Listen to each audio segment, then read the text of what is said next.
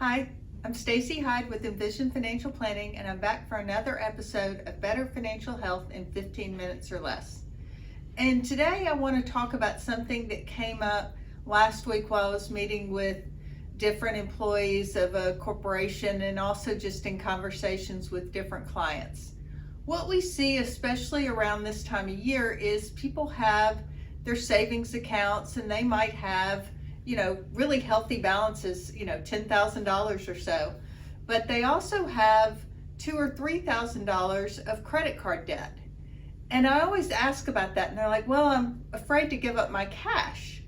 But when you look more deeply at that, it really doesn't make sense, because every month they keep that credit card debt, they're just accumulating more credit card debt, but their savings is actually losing ground, because most savings accounts at the larger banks or even like local credit unions are earning next to nothing in interest. But the credit card interest rates have gone up, and most times now are in the mid 20%. And so as you can tell, it doesn't take a whole lot of time for that interest to really double your balance, especially if you're not paying it off every month. The other thing that you lose if you don't pay your balance off every month is that free grace period on your purchases.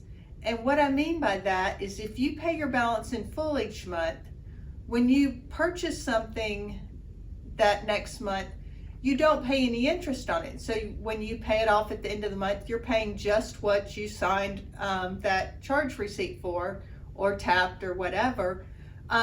That's all you're paying for that item. However, if you already have a balance on your credit card and you put that $25 bill on your credit card, you're going to pay interest every day until you pay that off. So what you're doing is you're compounding your interest, and not in a good way. It's not like the compound interest you get when you're saving in your retirement account or investing. It's compound interest the other way. And so what I would really encourage you to do, if at all possible, is to take some of that savings that you have and pay off those credit cards. And then don't spend so much in the next couple of weeks that it causes you not to be able to pay those off again. Now, I would not get rid of all savings, because what does Murphy's Law say? What can go wrong will go wrong. And then you have the Stacey corollary, which says at the worst possible time. So you want to make sure that you leave yourself at least $1,000 if your car's older or you've got kids, and maybe on a house, maybe keep it in that $3,000 to $5,000 range. But take that other money, use that to pay off those credit cards, and then try not to pay so much that you wind up in trouble again. And also be wary. NPR mentioned this yesterday.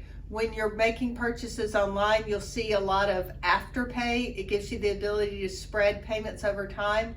Be very leery of those, because there's no good way, unless you're a great bookkeeper, which, let's be honest, most of us are not, that it's very easy to lose track of how much you're actually going to be on the hook for if you do a little bit here, a little bit there. So you definitely want to make sure that either don't use that at all, or really make a note and put that in your budget for future months if that's something that you're doing.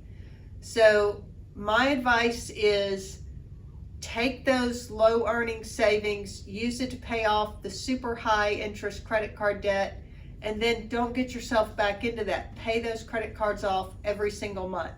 I know some people, my daughter does this, she will oftentimes pay those credit cards off on a weekly basis. And actually, if you're trying to build your credit score, that will actually help you there as well, because your credit utilization will stay very low. So thanks for tuning in. This has been another episode of Better Financial Health in 15 minutes or less, and I'm Stacey Hyde.